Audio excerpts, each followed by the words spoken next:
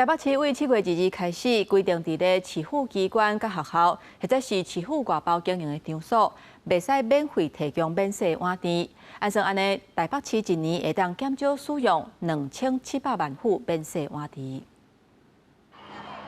那个台北儿童新乐园的美食街，真侪家长会带囡仔伫遮食饭。不过，你敢有注意到，你若是要早顿去食，用到免洗碗池，必须要开1块到2块，开进来买这餐盒仔也是池。因为台北市政府对7月2日开始提出新制规定，只要是台北市政府的机关，也是台北市府以外的经营场馆，卖餐饮的时阵，若使用免洗碗池，都要收钱。 我觉得是还好，就是也许会鼓励更多人会携带，就是自己的一些餐具或是盛装的容器这样。我觉得这里的餐其实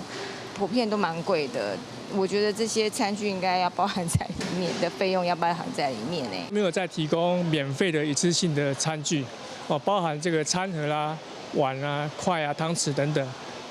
那我们在园区的美食街、便利商店，还有一些餐饮的店铺，我们都有实施这样的一个措施。为着要推动减塑减费，台北市府后个月2日开始，卖餐饮的时阵，拢袂当免钱来提供100成的碗池，包括便当盒仔、碗池含汤匙，当收费袂当比1块较少。若是这项新制的场所，包括台北市政府的机关、公私立学校，还有台北小巨蛋等台北市所属机关以外经营场馆，按算一年当减少2700万的100成的碗池。 从我们公部门先优先来做起，那后面再看看实行的一个状况，再逐步推广到各个师部门，或者是给师部门做一个参考。台北市环保局讲，新制上路了后，一直到今年年底拢是完成时间，也阁未发，但嘛会来宣导民众家己准备环保碗池，减少对环境造成负担。另外，敢会伫咧全国来推动，环境部回应讲，会密切注意台北市这项政策推动的情形，呼吁民众做伙替环保来尽心力。